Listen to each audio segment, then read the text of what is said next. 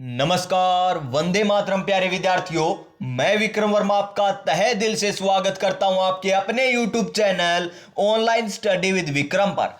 तो प्यारे साथियों, आप सभी स्वस्थ होंगे, मस्त होंगे और अपनी अपनी तैयारी में व्यस्त होंगे। और इसी तैयारी को और मजबूत और शानदार और दमदार और मजबूत बनाने के लिए हम कर रहे हैं संपूर्ण राजस्थान पॉलिटी हस्तलिखित नोट्स के माध्यम से। जी हां प्यारे विद्यार्थियों, संपूर्ण राजस्थान राज्य व्यवस्था हस्तलिखित नोट्सों के माध्यम से जो आपकी स्क्रीन पर आपको दिखाई दे रहे हैं, उन्हीं नोट्सों के माध्यम से हम टॉपिक वाइज कर रहे हैं। इससे पहले हमने राजस्थान निर्वाचन आयोग पढ़ लिया है। इससे पहले हम बात करें और क्या पढ़ लिया, वित्त आयोग पढ़ लिया, मानवाधिकार आयोग पढ़ लिया, निर्वाचन आयोग पढ़ लिया है हमने, तो लोकायुक्त भी पढ़ लिया है। तो आज हम बात करेंगे आरपीएससी की, और आरपीएससी की ये रहने वाली है क्लास नंबर 2।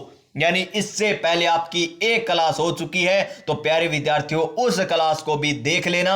बड़ी शानदार क्लास है जिसमें आपको मैंने बताया है कि ये एक क्या है, संवैधानिक निकाय है। यानी इसका संविधान में क्या मिलेगा, आपको उल्लेख मिलेगा किसका, आरपीएससी का। तो ये क्या हो जाएगा, एक संवैधानिक निकाय हो जाएगा। और देखिए कौन से भाग में मिलेगा, भाग 14 में इसका उल्लेख कर रखा है, अनुच्छेद 315 से लेकर 323 तक।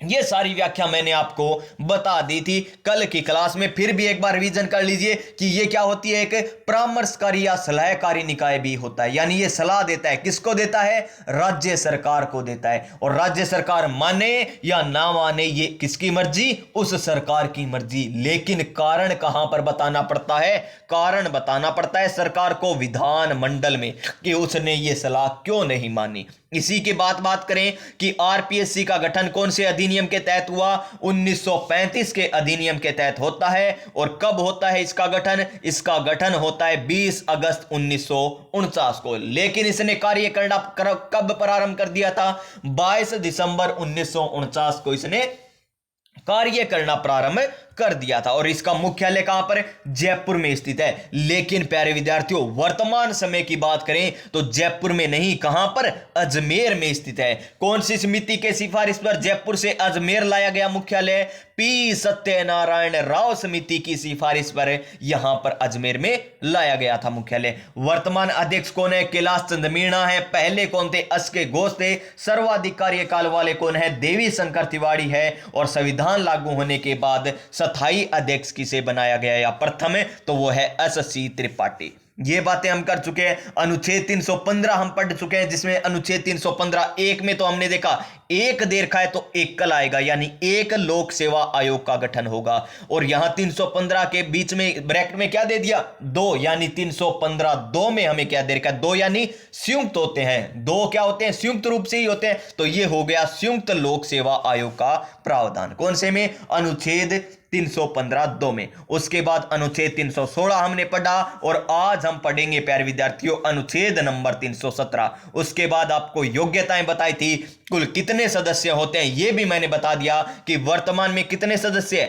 8 सदस्य, यानी 1 प्लस में 7, यानी एक अध्यक्ष होगा, 7 अन्य सदस्य होंगे। लेकिन जब ये आरपीएससी बना था ना, उस समय सदस्य थे 1 प्लस में 2, यानी एक सदस्य, एक तो क्या होता था, अध्यक्ष होता था, और 2 क्या होते थे, सदस्य होते थे। योग्यता के बारे में बता दिया कि 50% कौन से बनेंगे, 50% कौन से बनेंगे। कार्यवाहक अध्यक्ष कौन होता है ये भी मैंने आपको बता दिया प्यारे विद्यार्थियों। तो इस प्रकार हम ये आधा चैप्टर कर चुके हैं। तो चलिए आज की क्लास हम स्टार्ट करेंगे प्यारे विद्यार्थियों, यहां से, कहां से, अनुच्छेद नंबर 317 से।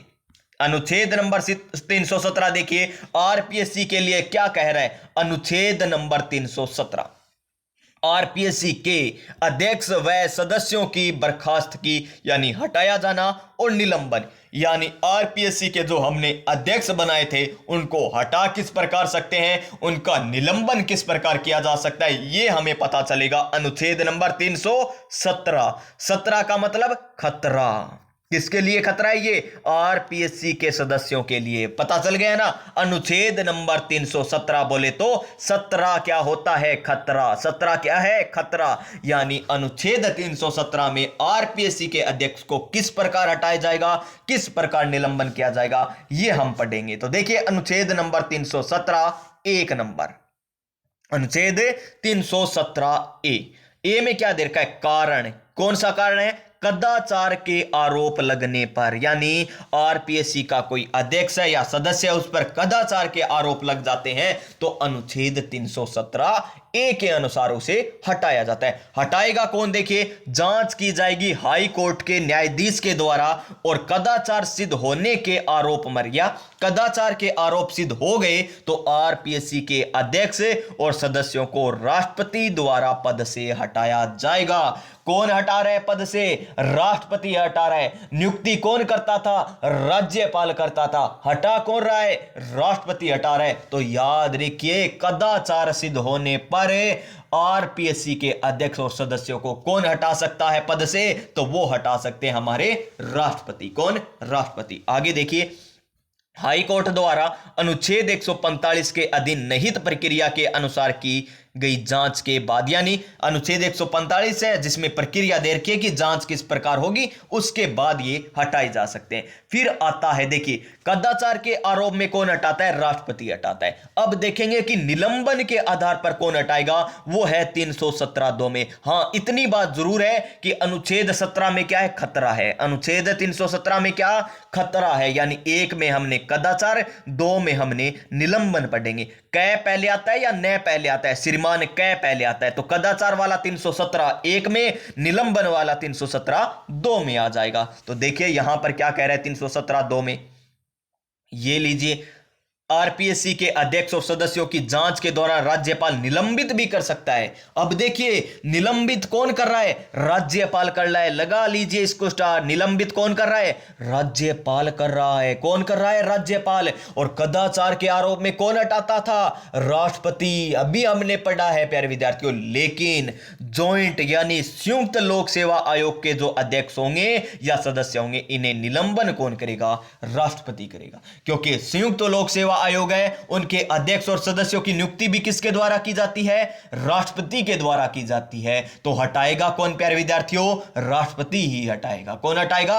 राष्ट्रपति। यानी जो जॉइंट यानी संयुक्त वाला है ना, उसमें राष्ट्रपति है, राज्यपाल नहीं आएगा कहीं पर भी। चाहे अध्यक्ष की नियुक्ति हो, चाहे उन्हें कदाचार के आरोप में हटाना हो, चाहे प्यारे विद्यार्थियों यहां पर निलंबन के आधार पर हटाना हो। लेकिन हम बात करें आरपीएससी अगर किसी राज्य में एक है, यानी संयुक्त रूप से नहीं, एकल है, तो वहां पर अध्यक्षों को या सदस्यों को कौन हटा सकता है? कदाचार के आधार पर राष्ट्रपति। लेकिन निलंबन कौन कर सकता है? राज्यपाल कर सकता है। एक एक लाइन मोस्ट इंपॉर्टेंट है और इन्हीं लाइनों को आपको एग्जामिनर देगा कथन के रूप में। इसके अलावा और खतरा है यहां पर आरपीएससी को। खतरा किससे? देखिए, 317 यानी खतरा है। कदाचार के अलावा भी खतरा है। वो खतरा किससे है? राष्ट्रपति से। किससे?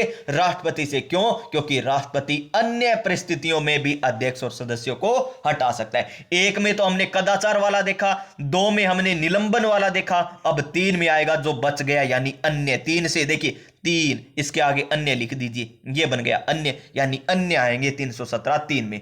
क्या क्या हो सकता है? अगर आरपीएससी यहां पर दिवालिया घोषित कर दिया जाए उसके सदस्यों को, या मानसिक रूप से या शारीरिक रूप से अक्षम हो जाए, या नैतिक उद्यमता का दोषी पाया जाए, या अपनी पदावधि यानी अपने कार्यकाल के दौरान अपने पद के कर्तव्यों के बाहर किसी सवेतन नियोजन में लगता है, अर्थात लाभ का पद ग्रहण कर लेता है ना, अगर इसके अलावा, तो उसे हटाया जा सकता है और अपने कर्तव्यों से बाहर किसी और सेवा में नियोजित हो जाए। ये क्या है प्यारे विद्यार्थियों? इसके अन्य कारण है हटाने के। इसके अलावा देखिए, यूपीएससी यानी संघ लोक सेवा आयोग, एसपीएससी यानी राज्य लोक सेवा आयोग, ये क्या एक संवैधानिक आयोग है, यानी इनका संविधान में उल्लेख किया गया है। कौन से भाग में? एसपीएससी यानी हमारे यहां पर आरपीएससी कौन से भाग में है? संविधान के भाग 14 में, अनुच्छेद 315 से 323 में, अनुच्छेद 315 से 323 में इनका उल्लेख किया गया है। और जीपीसी यानी जेपीसी क्या है? ज्वाइंट। ज्वाइंट यानी जैसे ज्वाइंट यानी संयुक्त, ये क्या है? एक वैधानिक आयोग है। अब आपसे पूछा जा सकता है कि निम्न में से कौन सा वैधानिक आयोग है? निम्न में से कौन सा वैधानिक आयोग है? यह भी आपसे पूछा जा सकता है। देखिए, आपको मैंने कल बताया था यहां पर नियुक्ति वाली इंपॉर्टेंट है। ये दोबारा क्यों बता रहा हूं, क्योंकि इंपॉर्टेंट है और मुझे अभी याद आया प्यारे विद्यार्थियों 316 मैंने नहीं बताया, 15 भी बता दिया था आपको, 16 नहीं बताया था। देखिए 16 में क्या है, अध्यक्ष और सदस्यों की नियुक्ति है। अब कुछ विद्यार्थी सोच रहे होंगे कि पहले क्यों नहीं बताई, ये कल की क्लास में बता दिया इसलिए मैंने नहीं बताई थी। और यहां पर कौन करता है, राज्य मंत्री परिषद की सलाह पर राज्यपाल करता है। और इसी प्रकार ये ज्वाइंट यानी संयुक्त लोक सेवा आयोग है ना, इसकी नियुक्ति कौन करेगा, यहां पर राष्ट्रपति करता है। यह बात मुझे बतानी थी आपको, वो दी बता। अब देखिए नेक्स्ट अनुच्छेद आता है, अनुच्छेद नंबर 318। देखिए खतरा हो गया, खतरा के बाद यहां पर उन्हें बताया जाएगा कि आपकी क्या क्या सेवाएं हैं, क्या आपको करना चाहिए। देखिए आरपीएससी के अध्यक्ष सदस्यों की और यहां पर कर्मचारी वर्ग की सेवा और शर्तों के बारे में विनिमय बनाने की शक्ति, यानी सेवा और शर्तें। और यहां पर सेवा और शर्तों का निर्धारण कौन करेगा, राज्यपाल करेगा। लेकिन वही बात प्यारे विद्यार्थियों, जॉइंट वाला आ जाए यानी संयुक्त वाला आ जाए तो राष्ट्रपति करेगा सेवा और शर्तों का यहां पर निर्धारण। क्या करेगा, सेवा और शर्तों का निर्धारण राष्ट्रपति करेगा जॉइंट में, और आरपीएससी में राज्यपाल करता है। यहां पर देखिए, परंतु आरपीएससी के अध्यक्ष व सदस्यों की सेवा शर्तों में उनकी नियुक्ति के पश्चात अलाभकारी परिवर्तन नहीं किए जा सकते। यानी आपने नियुक्ति दे दी कि आरपीएससी का कोई अध्यक्ष, मान लीजिए जो वर्तमान में अध्यक्ष है उसे ही मान लीजिए कैलाश चंद मीना को उनकी नियुक्ति कर दी गई, उसके बाद नियुक्ति के बाद ऐसा नहीं किया जा सकता कि इनकी सेवा जो शर्तें हैं, इनमें जो वेतन जो इन्हें मिल रहा है उनमें कमी कर दी जाए। नहीं, नियुक्ति से पहले की जा सकती है, नियुक्ति के बाद नहीं की जा सकती। उसके बाद देखिए 319 नंबर अनुच्छेद, इसमें क्या कह रखा है, 319 में कह रखा है कि सेवानिवृत्ति के बाद पद धारण करने के संबंध में, यानी आप आरपीएससी के अध्यक्ष बने या फिर आरपीएससी के सदस्य बने थे, आप क्या हो गए, रिटायरमेंट यानी सेवानिवृत्त हो गए, आरपीएससी के सदस्य से हट चुके हैं और अध्यक्ष या सदस्य या अध्यक्ष कोई भी हट चुके हैं, उसके बाद आप कहां पर काम कर सकते हैं या अन्य पद ग्रहण कर सकते हैं या नहीं कर सकते, इसके बारे में अनुच्छेद 319 में लिख रखा है। 19 में, कौन से में, 19 में लिख रखा है। क्या लिख रखा है, आरपीएससी का अध्यक्ष सेवानिवृत्ति के बाद संघ लोक सेवा आयोग का अध्यक्ष और सदस्य के रूप में, यानी यहां का सदस्य कौन, आरपीएससी का अध्यक्ष है ना जो वर्तमान में, वो सेवानिवृत्ति के बाद संघ लोक सेवा आयोग का अध्यक्ष बन सकता है, सदस्य बन सकता है, और अन्य राज्य लोक सेवा आयोग का अध्यक्ष भी बन सकता है। कौन बन सकता है, आरपीएससी का अध्यक्ष। किंतु ध्यान देने वाली बात, किंतु ये क्या कह रहा है यहां पर, किंतु में भारत सरकार व किसी राज्य सरकार के अधीन किसी अन्य नियोजन का पात्र नहीं होगा सेवानिवृत्ति के बाद। कौन, आरपीएससी का अध्यक्ष। प्यारे विद्यार्थियों ये ध्यान देने वाली है ये बात है। और यहां पर देखिए एक वाद हुआ था, इंपॉर्टेंट वाद है, वो वाद कौन सा है, हर गोविंद पंत बनाम रघुकुल तिलक। ये कौन थे, हमारे राष्ट्रपति नहीं, राज्यपाल थे, राज्य के क्या थे, राज्यपाल थे। कौन, रघुकुल तिलक। और आपको इसकी ट्रिक भी बता रखी है, राष्ट्रपति शासन लगा था नहीं लगा था, किन के राज्यपाल कौन थे उस समय जब राष्ट्रपति शासन लगा था, संपूर्ण वेद रघु रेड्डी, संपूर्ण से संपूर्णानंद है, संपूर्ण वेद से वेदपाल त्यागी रघु, यानी रघुकुल तिलक, वे वही रघुकुल तिलक है जिनके समय राष्ट्रपति शासन लगा था। प्यारे विद्यार्थियों इनके समय एक निर्णय लिया गया 1979 में, क्या लिया गया कि राज्यपाल का जो पद है ना वो राज्य के अधीन नियोजन का पद नहीं है, यानी राज्यपाल का जो पद है ना वो नियोजन का पद नहीं है, अंततः अध्यक्ष हो चाहे वो सदस्य हो, वो सेवानिवृत्ति के बाद राज्यपाल बन सकता है। अब पूछा जाएगा कि ऐसा किस में कहा गया कि आरपीएससी का अध्यक्ष और सदस्य सेवानिवृत्ति के बाद राज्यपाल बन सकता है, तो कौन सा है वो, हर गोविंद पंत बनाम रघुकुल तिलक है वो। इस प्रकार क्वेश्चन पूछा जाएगा। फिर देखिए 320 क्या है, 320 कार्य और कर्तव्य किस प्रकार, यानी 20 होता है ना कार्य, उसमें फुर्ती के साथ होता है 20 में, इस प्रकार याद रख लीजिए 320 यानी कार्य और कर्तव्य दिए हुए हैं। यहाँ पर कार्य करेंगे फटाफट, क्या करेंगे, फटाफट कार्य करेंगे। देखिए राज्य की सेवाओं में नियुक्ति के लिए परीक्षाओं का संचालन आरपीएससी करवाता है ना, परीक्षाएं जैसे फर्स्ट ग्रेड सेकंड ग्रेड ये परीक्षाएं करवाता है, और योग्य उम्मीदवार को यानी आपका चयन करेगी आरपीएससी करेगी। लोक सेवा लोक सेवकों के पदोन्नति हेतु सिफारिश करना, अनुशासनात्मक कार्रवाई व परामर्श देना, एक सेवा से दूसरी सेवा में स्थानांतरण करना, होने पर परामर्श देना। क्या करना?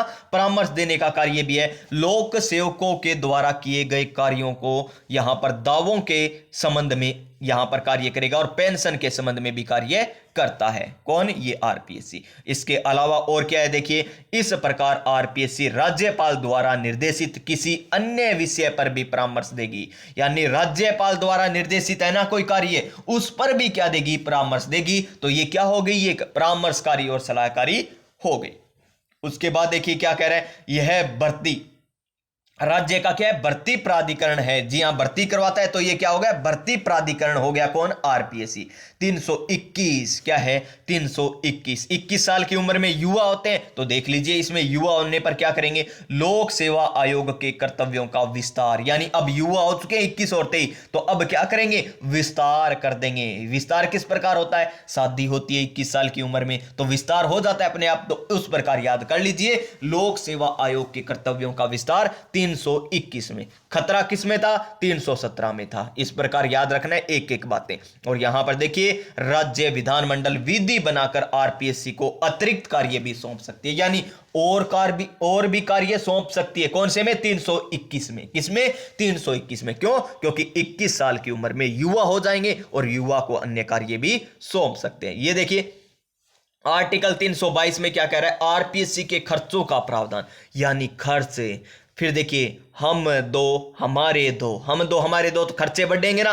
तो 322 में आरपीएससी के खर्चों का प्रावधान है। इस प्रकार इसको याद रख सकते हैं। 322 में क्या है? खर्चों का प्रावधान। खर्च कब बढ़ेंगे? जब हम दो हमारे दो, यानी 4 हो जाएंगे। 2 से कितने हो जाएंगे? 4, यानी 2 2। ये इस प्रकार ये है आरपीएससी के खर्चों का प्रावधान। अब देखिए, यहां पर आरपीएससी की महिला सदस्य कौन कौन रही है? इंपॉर्टेंट है। कांता खतूरिया भी रही है, कमला भील भी रही है, और प्रकाशवती शर्मा, दिव्या सिंह, राजकुमारी गुज्जर, संगीता आर्यर, मंजू शर्मा। ये क्या? आरपीएससी की महिला सदस्य रही है। और इस प्रकार के क्वेश्चन किस में पूछे जाते हैं? आरपीएससी में पूछे जाते हैं कि निम्न में से कौन आरपीएससी की महिला नहीं रही है। इस प्रकार क्वेश्चन पूछे जाएंगे।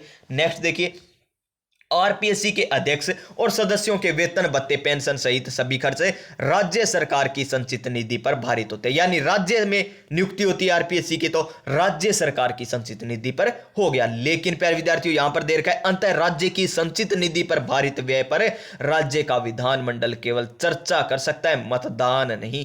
जी हां, इसकी जो संचित निधि है ना, उस पर चर्चाएं कर सकता है, मतदान नहीं कर सकते। और अनुच्छेद 323 में क्या हो गया प्यारे विद्यार्थियों? अब इसको रिपोर्ट देनी पड़ेगी। 21 में कार्य सौंप दिया था, 22 में खर्चे किए थे, अब 23 में रिपोर्ट तो सौंपनी पड़ेगी ना।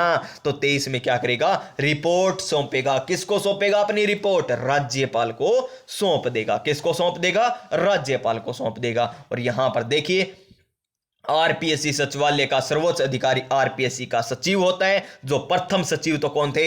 एस शर्मा। प्रथम कौन थे? एस शर्मा। और प्रथम महिला सचिव कौन थी? आटिमा वोरडिया। आटिमा वोरडिया प्रथम महिला सचिव थी। और अध्यक्ष और सचिव दोनों पद पर कौन रहे हैं? अनके बेरवा। अनके बेरवा ये आरपीएससी के फेवरेट है, इसलिए यहां पर मैंने लिख रखा है। और आरपीएससी के अध्यक्ष कौन कौन रहे हैं? वर्तमान में कौन है? प्रथम में कौन है? प्रथम तो कौन थे? एस.के. घोष थे। वर्तमान में कैलाश चंद्र मीणा है। नेक्स्ट यहां पर आरपीएससी के यहां पर प्यारे विद्यार्थियों 6 संभाग है। आरपीएससी के क्या है? 6 विभाग या संभाग है। कौन कौन से? एक तो प्रशासनिक है, एक भर्ती संभाग है, एक परीक्षा संभाग है, एक लेखा संभाग है, एक विधि संभाग है, एक शोध संभाग है। यानी शोध संभाग का कार्य क्या होगा? प्रतिवेदन तैयार करना। इस प्रकार शोध संभाग का कार्य होगा।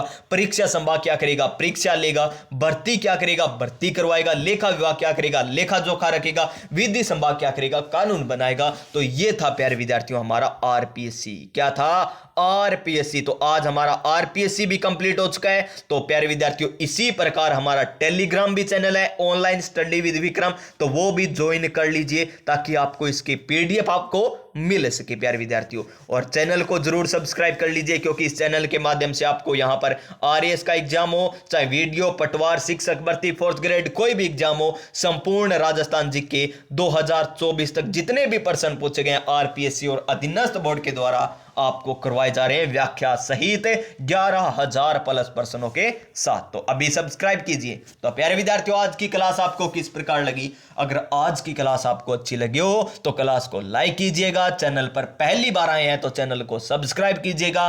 और हाँ प्यारे विद्यार्थियों, स्वस्थ रहिए, मस्त रहिए और अपनी अपनी तैयारी में व्यस्त रहिए। मिलेंगे नेक्स्ट क्लास में नई ऊर्जा, नई उमंग, नए मोटिवेशन के साथ। तब तक जय हिंद, जय भारत।